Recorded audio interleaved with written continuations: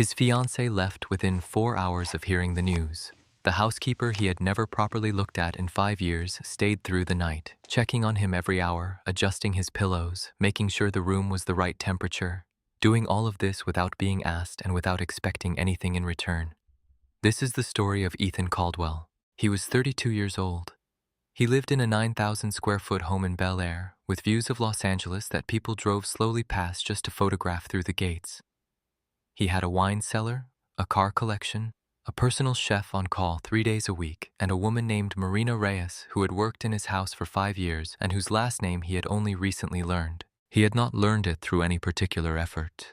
He had learned it because his accountant had asked him to verify the direct deposit details for the household staff before the end of the fiscal year, and he had looked at the name on the screen and realized that for 5 years he had been calling her Marina in the specific way you use a single name for someone whose full name has never seemed necessary to know. Marina Reyes. She was 27 years old. She had grown up in Boyle Heights on the east side of Los Angeles, the daughter of a woman named Claudia, who had worked as a hotel housekeeper for 18 years before a rheumatoid arthritis diagnosis had taken the hotel work from her and replaced it with medical bills and the specific daily difficulty of a body that no longer cooperates with what the mind asks of it. Marina had left her first year of pre-med at Cal State LA to take the job at the Caldwell house because the salary was 3 times what she could make anywhere else without a degree, and because a family friend who had worked for the previous owners had recommended her with the specific warmth of someone who understood that a recommendation was a form of trust and who meant for the trust to be worth something. It had been worth something. 5 years of it. She knew the house the way she knew her own hands. She knew that the second stair from the top of the east staircase creaked in a way the others didn't, and that it was best to step to the left side to avoid it. She knew that the kitchen window above the sink caught the morning light at 7:15 in a way that made the room feel warmer than it was, and that this was the best time to do the things that required patience.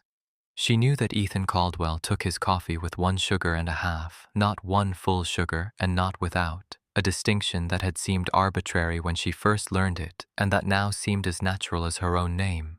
She knew he read the financial section of the paper first and the opinion section last, and that he folded the paper along the original crease when he was done rather than leaving it open the way most people left newspapers.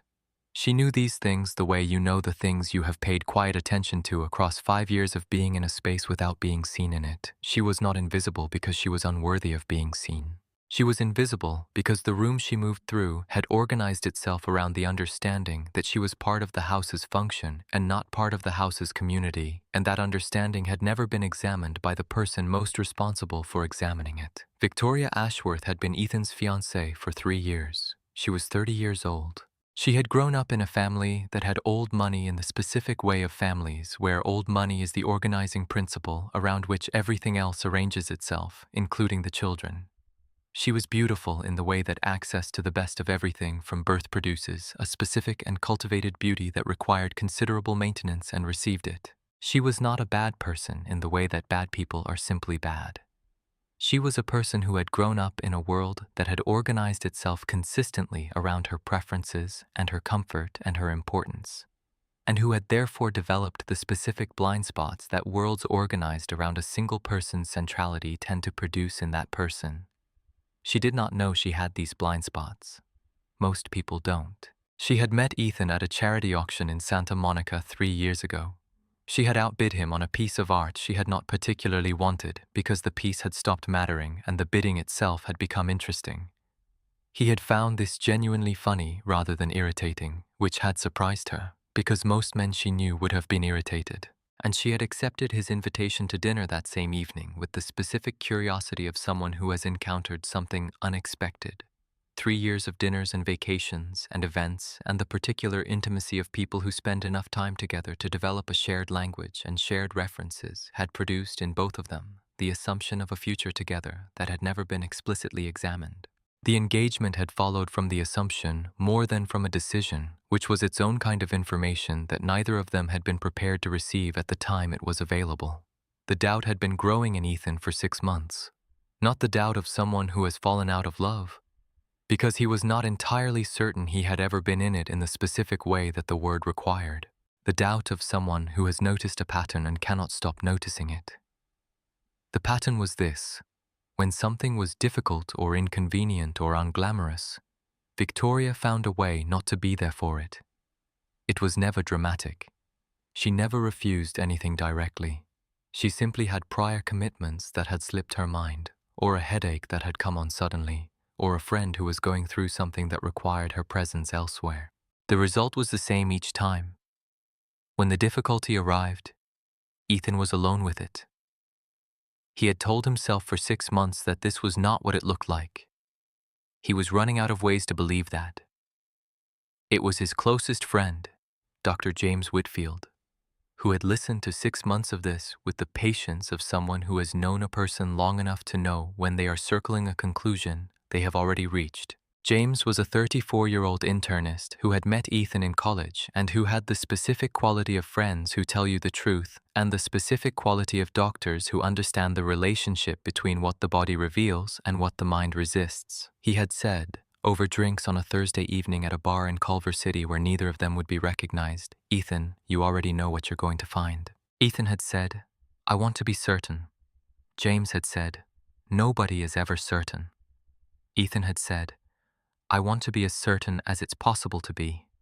James had said, "That's different." And then Ethan had told him the plan, and James had said nothing for a long moment. And then he had said, "You've been thinking about this for a while." It wasn't a question. The plan was this. Ethan would simulate a temporary spinal injury resulting from an accident at his gym. James would provide the medical cover, calling Victoria, calling the household, providing the diagnosis and the prognosis, which would be 2 weeks of limited mobility and full-time care requirements. Ethan would observe. He would see who showed up and how and for how long, and what the showing up cost them and whether they paid that cost without calculation. James had said, "You know, this is going to reveal things you might not be prepared for." Ethan had said, "That's the point." James had said, "I mean about yourself, not just about her." Ethan had been quiet for a moment. Then he had said, "I know."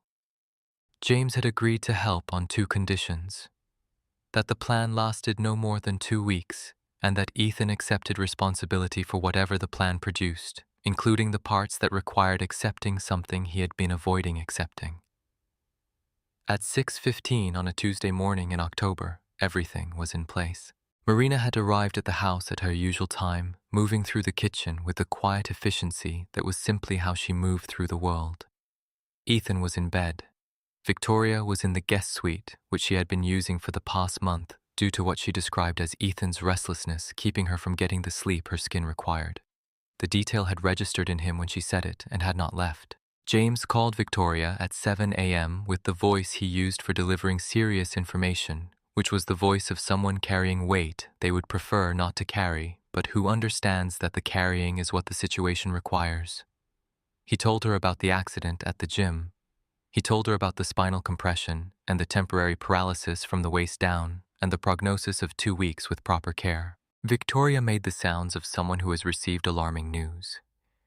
She arrived at the hospital where Ethan had been placed for the initial examination at 9:15. She was wearing a black cashmere set that Ethan registered as not quite right for the occasion in a way he could not immediately articulate and then could, which was that it was the kind of outfit you wear when you know you are going to be seen in a difficult moment and want to look good in it. She held his hand. She said the things people say. Her eyes, when she thought he wasn't watching them, were calculating. The calculation was not cruel. It was the automatic calculation of someone who has been trained by their life to assess what any given situation requires of them and to provide that thing efficiently. She was providing grief and concern and devotion because those were what the situation required. And she was providing them with the competence of someone who has always understood what is expected and has always delivered it. The understanding and the delivery were real. The feeling behind them was what Ethan was watching for. By that afternoon, Ethan had been transferred back to the house. James had arranged a hospital bed in the ground floor guest room, which had easier access to the downstairs, and which would require less navigation for someone in Ethan's supposed condition. Victoria had overseen the transfer with the authority of someone managing a logistics problem, which it was, and with the specific quality of someone who is most comfortable when the difficulty has the structure of a task that can be accomplished. The task was accomplished. The room was set up correctly. The equipment was in place. James had given the instructions to the household and to Victoria and had left by 4. By 5, Victoria was at the door of the guest room with the expression of someone who has completed the initial phase of a project and is assessing the next phase. She said, "Darling, I've arranged for a night nurse to start tomorrow." She said it with the warmth of someone who has solved a problem. Ethan said, "What about tonight?" Victoria looked at him with the look of someone who has been asked a question they were hoping would not be asked. She said, "I have the benefit committee dinner tonight. I've had it calendared for 6 weeks, and the Harrisons are expecting me to co-chair the table." She said it with the gentleness of someone who is aware that what they are saying is not what the moment requires and who is hoping that the gentleness will bridge the gap. It did not bridge it. Ethan said he understood. She kissed his forehead and said she would be home by 11. Then she left, and the room was quiet. And Ethan lay in the hospital bed in his own guest room and looked at the ceiling and thought about what James had said about the things the plan would reveal about himself. And then the door opened and Marina came in with a dinner tray and without being asked said, "I can stay tonight if that would help." Her voice was not performing the offer. The offer was just the offer. Ethan said she didn't have to. She said she knew. He said it would mean staying past her shift. She said she knew that too. He said the night nurse would be there tomorrow. She said that's tomorrow. She said it in the way of someone to whom the distinction between tomorrow's solution and tonight's problem is obvious and sufficient, as though the logic of the present moment required no additional justification, and it didn't. And he understood that it didn't. And he said, "Thank you, Marina." She stayed. She checked on him at 10 and at midnight and at 2 in the morning. She did it quietly and without waking him when he was asleep, and with the efficiency of someone who has done this before, which she had during the years when her mother's illness was at its most demanding, and she had learned the specific requirements of caring for a body that needed more than it could ask for. She had learned patience and attention and the art of being present without being intrusive. At 2 in the morning, when she came in and adjusted the blanket and turned off the lamp that had been left on, Ethan opened his eyes and watched her without saying anything. She moved with the complete calm of someone doing a thing that needed to be done, and in the doing of it there was nothing that asked for recognition or gratitude or any return beyond the completion of the thing itself. He had been surrounded by people his entire life. He had never felt less alone. He heard her on the phone in the hallway at 3 a.m., speaking in a low voice. He couldn't hear the words, but he heard the tone, and the tone was the tone of someone speaking to a person they love who is waiting up for them, reassuring them that everything was all right, that the staying was the right thing, that she would be home soon. When she came back, she didn't know he had been awake, and he didn't tell her, and he lay in the dark for a long time afterward, thinking about the tone of her voice. Victoria came home at 2:45 a.m. Ethan knew the time because he was still awake when he heard the door and heard her heels on the marble and heard her stop outside the guest room door and then continue to the main staircase and up to the guest suite. She did not come in. He did not know whether she had seen the light under the door or whether she had assumed he was asleep, or whether she had made the calculation that coming in would require something she was not prepared to give at 2:45 after the benefit committee dinner. He knew only that she had not come in, and that Marina had been here all night, and that in the morning Marina would make his coffee exactly the way he liked it and put the newspaper folded along the original crease.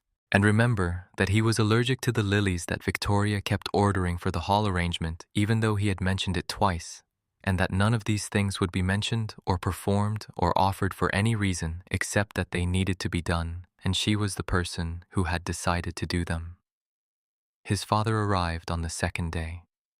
William Caldwell was 68 years old and had the bearing of a man who had spent 4 decades building something real from something that had already been substantial, which is harder than building something real from nothing because the weight of the existing thing is always present, and the question of whether you are adding to it or simply carrying it is always available to be asked by someone who wants to make you feel uncertain about the answer. William had never needed anyone to make him feel uncertain.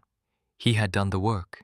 He had expanded the portfolio, made the right decisions at the right times, and raised one son whom he had done his best to prepare for the specific complexity of inheriting something that required more than management.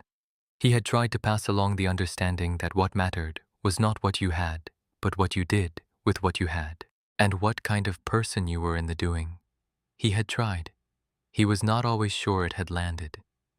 He came into the guest room and sat in the chair beside the bed and looked at his son with the look of someone who has been a father long enough to know when something is not what it is being presented as. He said, "Ethan, what happened?" Ethan told the fabricated story of the gym accident, and William listened to all of it with the patience of someone who is listening past the words to the thing beneath them.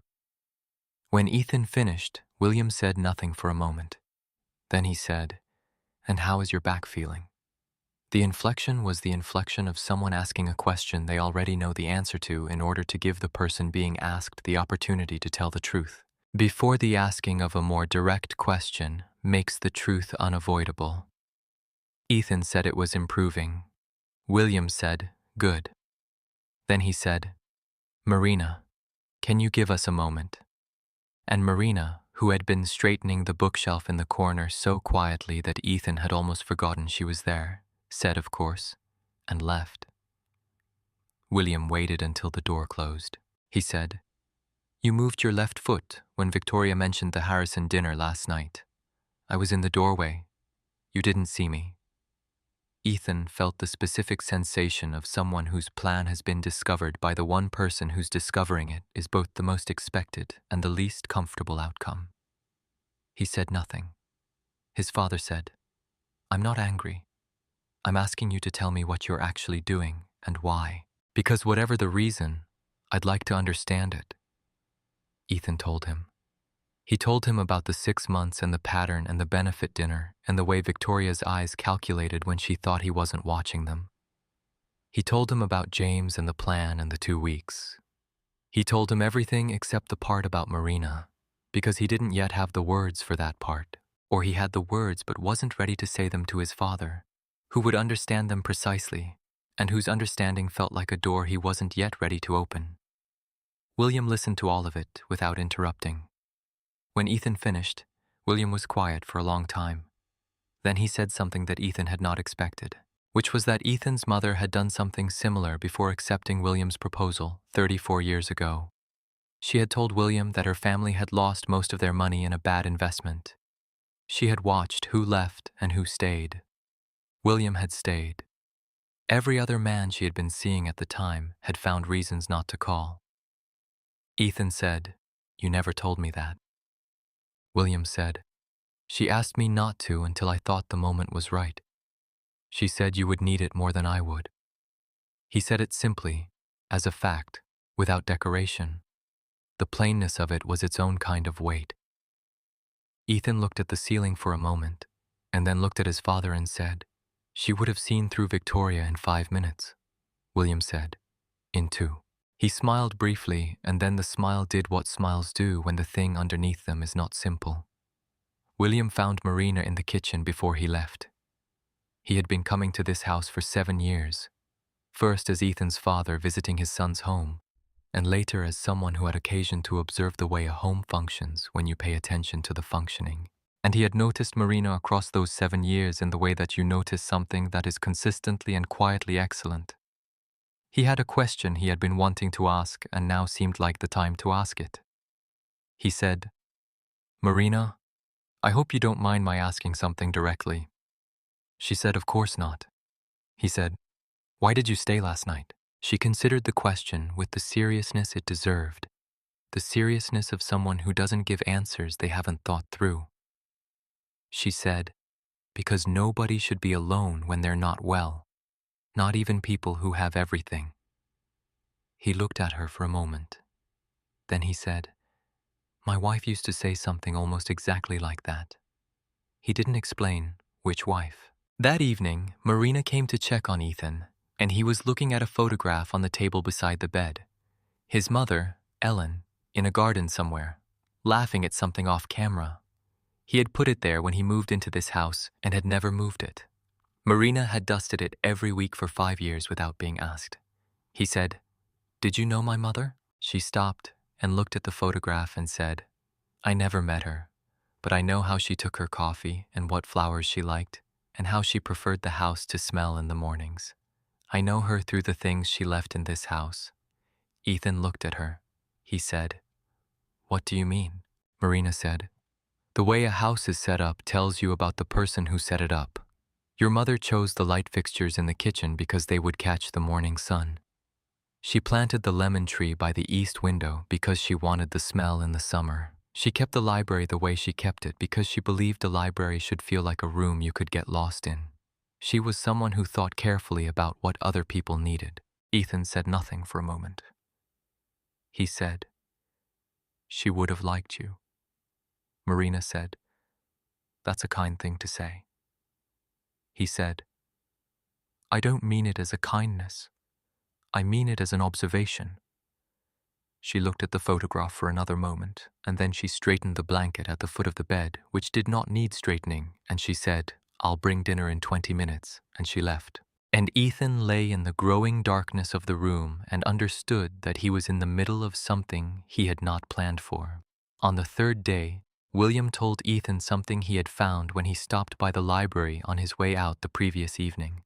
He had found Marina sitting at the desk with 3 books from Ethan's medical collection open in front of her and a legal pad full of notes in her small, precise handwriting. He had asked her what she was doing, and she had said she was trying to understand spinal compression injuries so that she could provide better care. He had asked why not just look it up online. She had said, The internet gives you general information. Mr. Caldwell isn't a general case. I want to understand specifically what helps and what doesn't for this particular type of injury. William had asked how long she had been sitting there, and she had said about 3 hours. He had said it was past midnight. She had said, I know, I'll finish this section and then go. He had looked at the books and the notes and had said, You should have been a doctor. She had said, I was going to be. He hadn't asked why she wasn't. Ethan listened to this and said nothing for a long moment.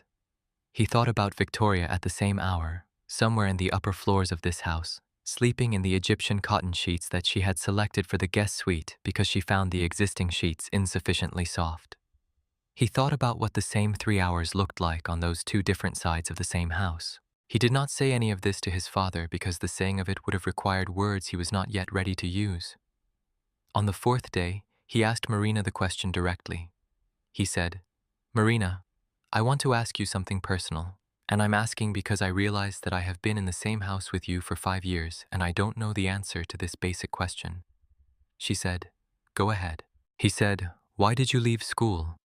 She was straightening the blinds and she stopped and turned to look at him with the expression of someone who has been asked something they are not accustomed to being asked, which is a real question about themselves. She said, My mother got sick 6 years ago. Rheumatoid arthritis. She had to stop working and the medical bills were more than she could manage alone. The job here paid 3 times what I could make elsewhere without my degree, and it came through a family friend who had worked for the previous owners. She said all of this in the plain way of someone reporting facts, without self-pity, without the performance of hardship, which is itself a form of dignity that requires more from a person than performing hardship does. He said, Could you go back now? She said her mother still needed the income from this position and that returning to school would mean leaving the position, and she wasn't willing to make her mother's stability contingent on her own ambitions. He said, That's not an ambition, that's a calling. She looked at him. He said, The books in the library, the notes. You spent 3 hours on a Tuesday night reading about spinal injuries because you wanted to take better care of someone who isn't even really sick. She looked at him with the expression of someone who is deciding how much to say. She said, Your mother asked me something once when she used to visit, before she passed. She asked me what I wanted to do with my life, and I told her medicine. She said, Marina, then do medicine. I said, I can't right now. She said, The right time has a way of not arriving unless you decide it's arrived. I've been thinking about that for 3 years. He said, She would have liked you. Marina said, You said that before. He said, It bears repeating. She smiled, briefly, the kind of smile that comes and goes before it can be fully registered, the kind that tells you more about a person than the smiles they hold for long. She picked up the legal pad from the chair and said, "Do you mind if I borrow a few more books from the library tonight?" He said, "They're yours."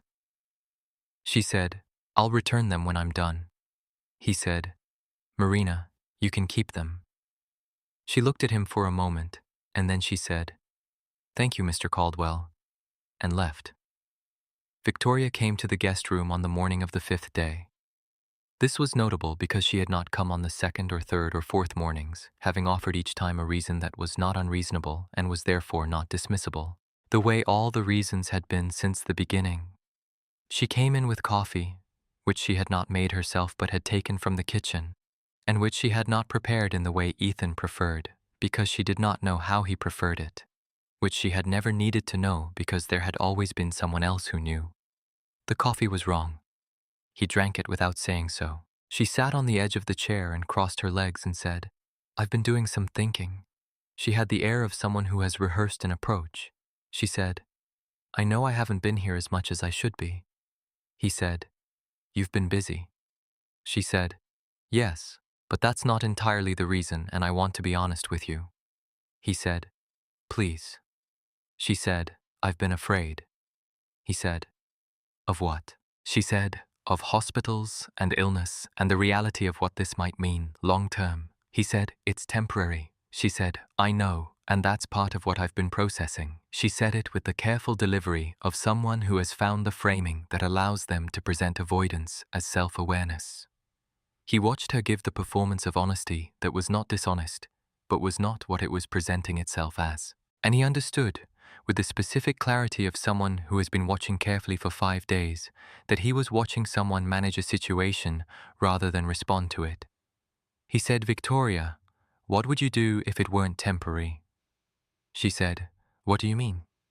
He said, "If the prognosis were different, if this were long-term or permanent." She was quiet for a moment.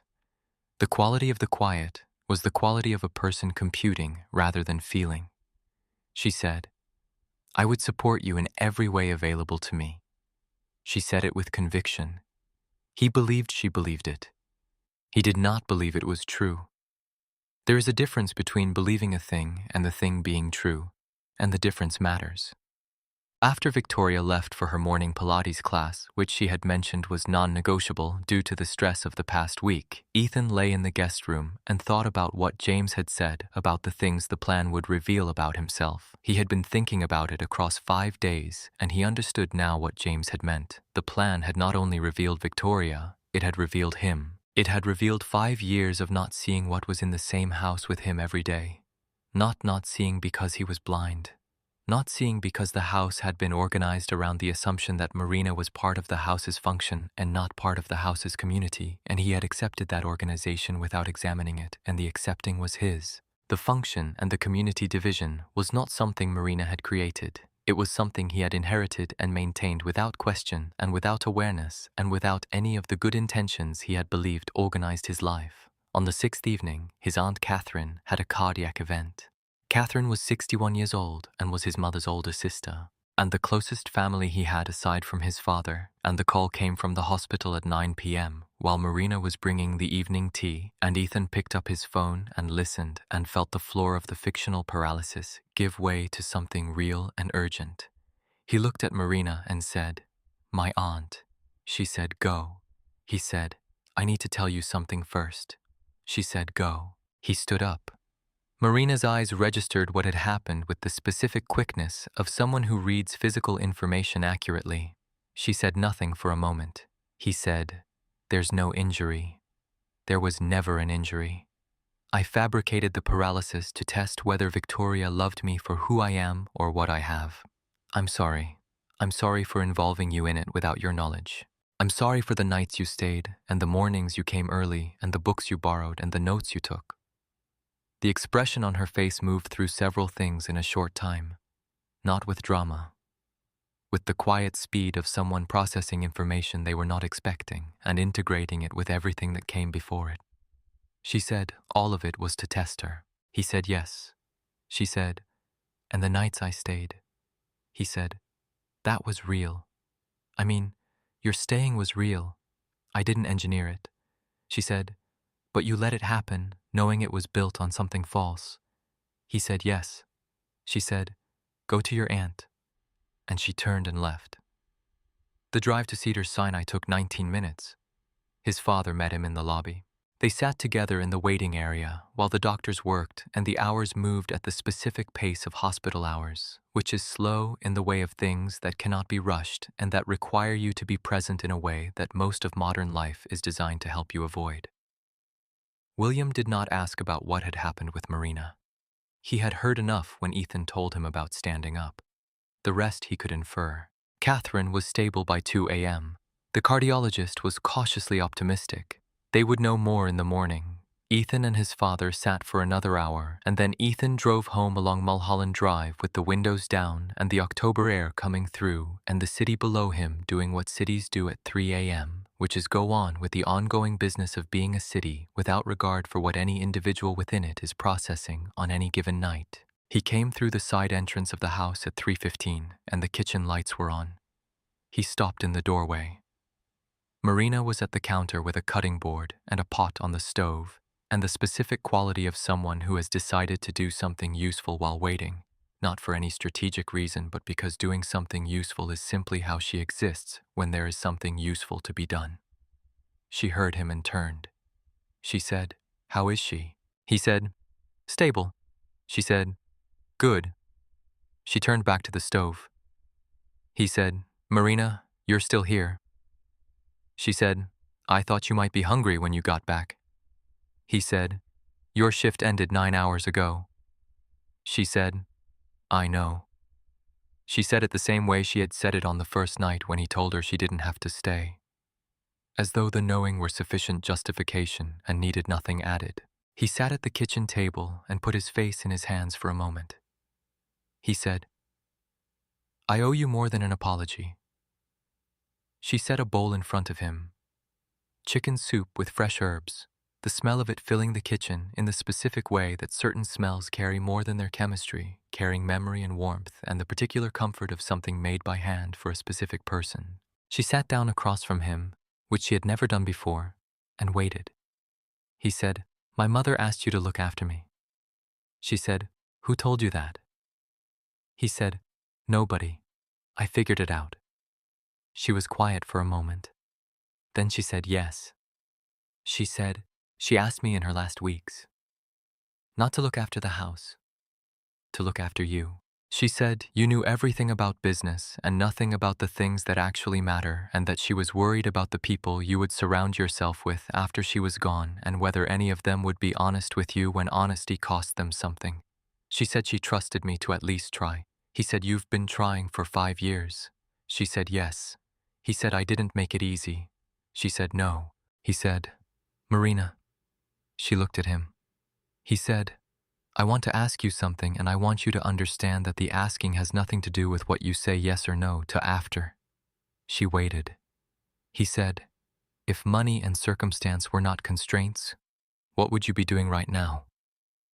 She thought about this with the seriousness that she brought to serious questions. She said, "I would be in my 2nd year of medical school. I would be learning what I know from your books, from professors, instead of reading it alone at midnight." He said, 27 is not late." She said, "I know it's not late in the abstract."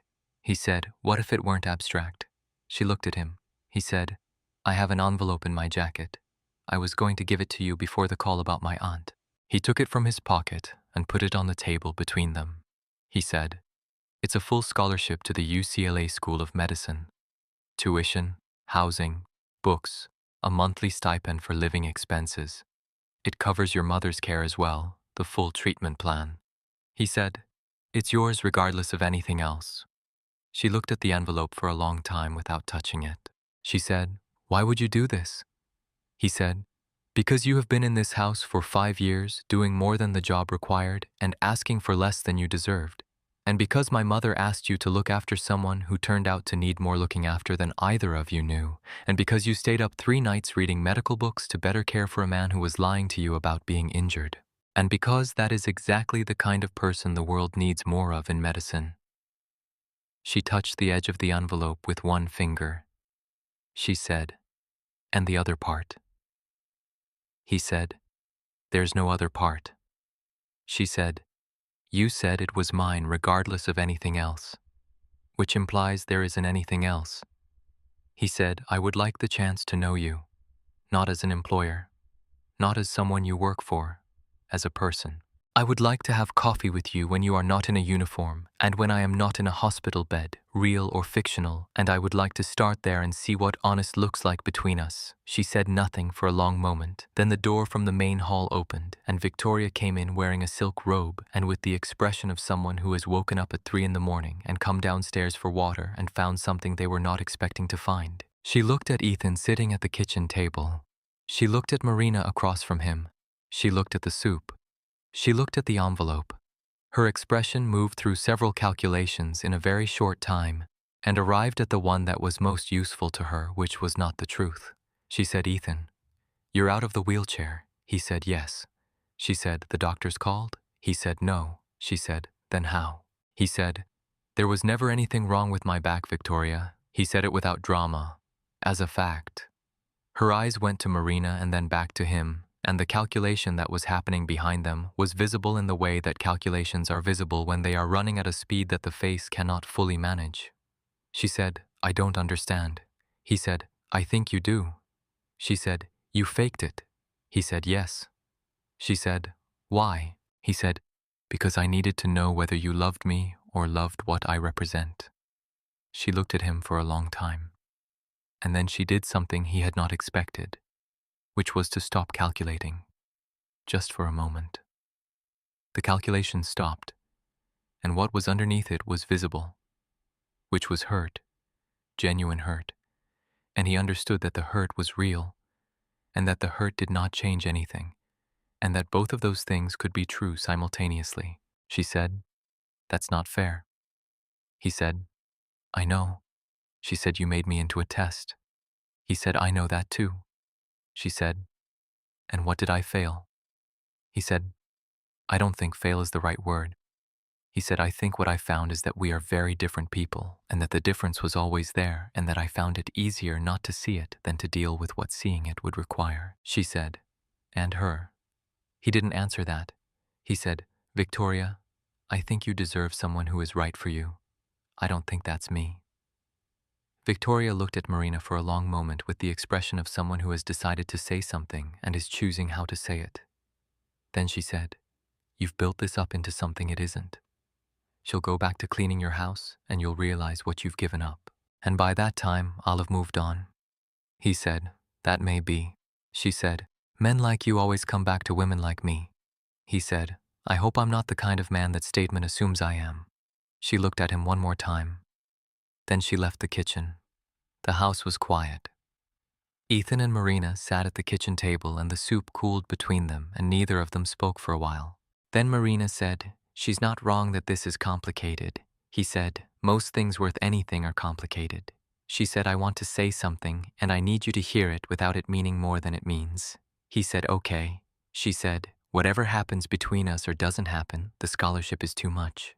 I can't accept something that size from someone I might be in a relationship with. He said, then don't think of it as coming from someone you might be in a relationship with. Think of it as coming from the son of the woman who saw you clearly when you were 19 years old and thought you were worth investing in and didn't have enough time to do it herself. She was quiet for a long time. She looked at the envelope. She looked at him. She said, your mother would have given me a hard time about this for years. He said, she would have loved every second of it. Marina laughed. The laugh arrived before she expected it and stayed longer than she planned for. It was the first time he had heard her laugh, not the polite acknowledgement of something someone has said that is meant to be amusing. A real laugh, arriving without permission, doing what real laughter does, which is tell you something about a person that they haven't decided to tell you. He looked at her laughing in the kitchen at 3:30 in the morning over chicken soup and a medical school scholarship and the ruins of an engagement, and he thought about the 6 months of doubt and the 5 days of the plan, and all the mornings she had moved through this house without being seen, and he thought, there it is. William arrived the next morning at 8. He came in through the kitchen door, which was his habit, and found Marina at the counter making coffee and Ethan at the table with the newspaper folded exactly along the original crease. William looked at the scene with the look of someone who has been hoping for a particular outcome for a long time, and is seeing the early evidence of it without wanting to assign the evidence too much weight before it has had time to confirm itself. He said good morning to both of them. Both of them said good morning back. He poured himself coffee and sat at the table and looked at his son. He said, "Victoria is gone." It was not a question. Ethan said yes. William said, "And you're back?" Ethan said, "Perfectly fine. Has been the whole time." William nodded. He said, "And Marina?" Ethan looked at Marina, who was looking at the window where the morning light was coming through at the angle it came through in October, doing what October light does in Los Angeles, which is arrive at a lower angle that makes everything it touches look considered. He said, "Marina has somewhere to be in the fall." William looked at her. She said, "UCLA School of Medicine. I start in January if I can get the application in by November." William looked at his son. Ethan looked at his coffee cup. William said, "Your mother would have arranged the same thing 30 years ago if she'd thought of it." He said it to Ethan, but he was looking at Marina when he said it. Marina said nothing, but her hand, resting on the counter beside the coffee maker, was very still in the specific way of someone receiving something they have not yet decided how to hold. Victoria's things were packed and removed by noon. She had called a car service and had not spoken to Ethan again before leaving. He respected the silence. She had every right to it. He had put her through something that was unfair, even if the intention behind it had been real, and the respect he could offer now was to let the leaving be what it needed to be for her, without requiring it to be anything for him. He sat in the main living room and looked at the city through the floor-to-ceiling windows and thought about all the things that had just ended and all the things that had just begun. James came by that afternoon. He sat in the same chair he always sat in when he came to this house, and he looked at Ethan with the look of someone who has waited patiently for a friend to arrive at a conclusion that was always available, and who is glad the arrival has happened and is not going to say, "I told you so," because saying "I told you so" is for people who need credit for being right rather than people who are glad their friends are better. He said, "So." Ethan said, "So."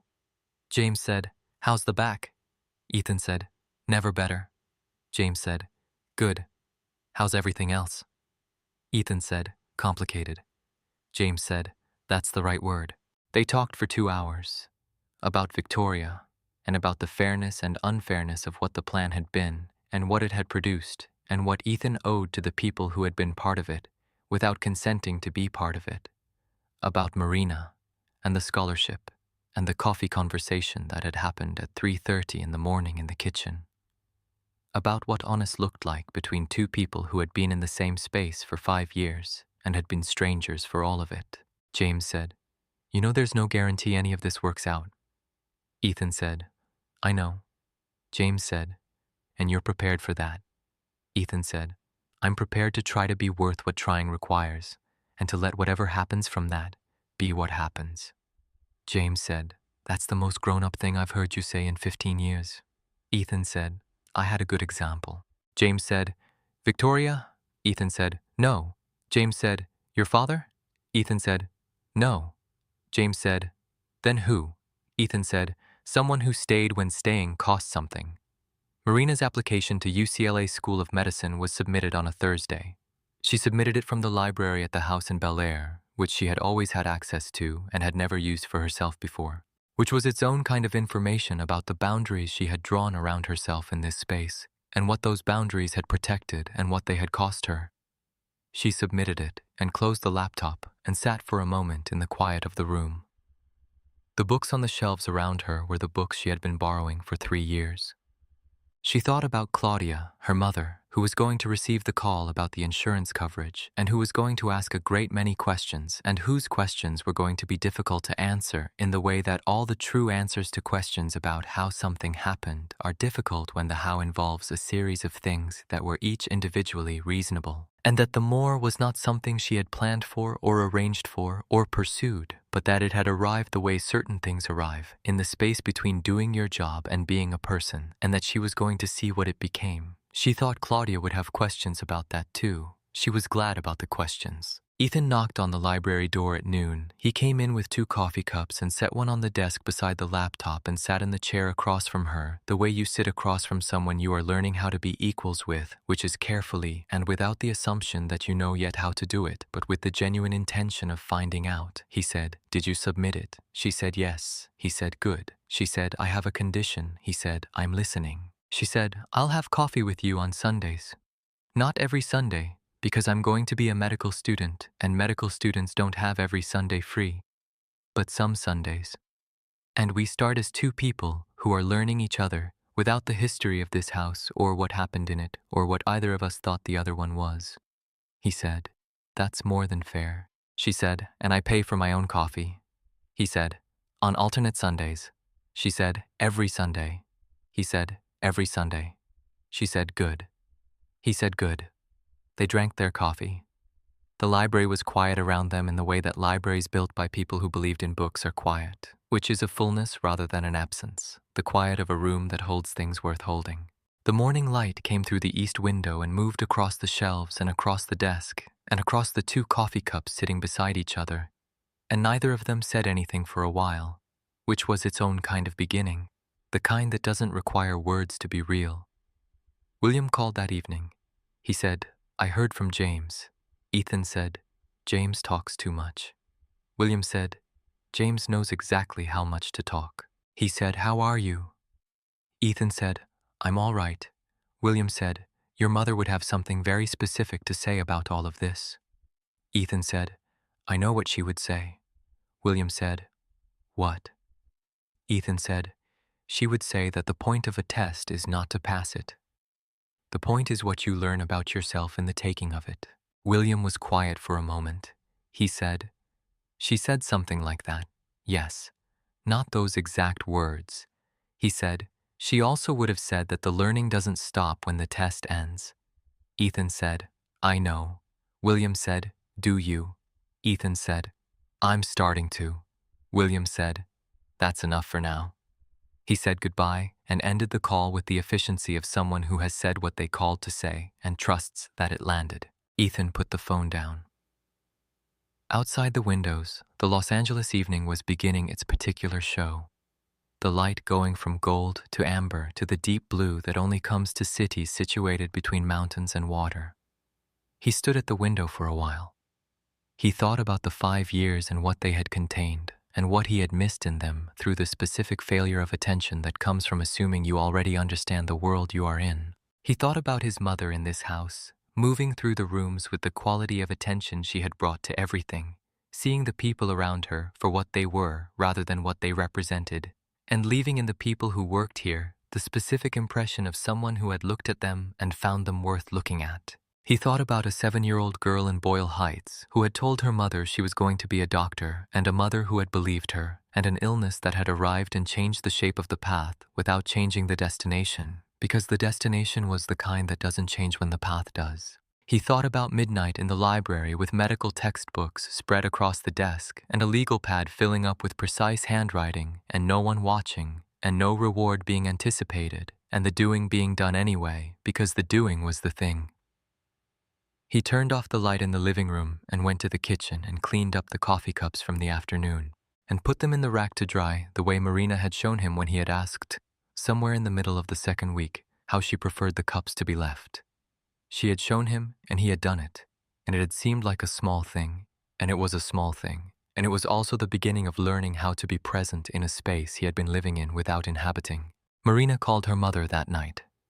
Claudia answered on the first ring, which was how she answered when Marina called after 9, because anything after 9 was outside the normal calling window, and Claudia had the specific vigilance of a mother whose child has been carrying things alone for long enough that the carrying has become automatic. Marina said, "Mom." Claudia said, "What happened?" Marina told her. She told her about the scholarship and the medical school and the insurance coverage. She told her about the coffee on Sundays. She told her about Ethan and the books and the 5 years and the way the truth had arrived not all at once but in pieces, each piece requiring her to decide what to do with it, and how she had decided carefully and without rushing because careful decisions made without rushing were what her mother had taught her and what she had been doing in all the important places of her life. Claudia was quiet for a long time after Marina finished, long enough that Marina said, "Mom, are you there?" Claudia said, "I'm here, I'm just..." She stopped. She started again. She said, "Your grandmother used to say that the life you get is not always the life you planned for, but it is always the life that was waiting for you." Marina said, "I know." She said, "Abuela said that about 500 times." Claudia said, "Because it was true 500 times." She said, "Go to school, mija. Go be a doctor. I'll still be here." Marina said, "I know you will." Claudia said, "And this man?" Marina said, "I don't know yet." Claudia said, "That's honest." Marina said, "Yes." Claudia said, "Your father would have liked honest." Marina said, "I know." They talked for another hour about other things, smaller things, the things that make up the majority of conversations between people who love each other and who use the smaller things as the vessel that carries the larger things they need to say. When they hung up, Marina sat with the phone in her hand for a while.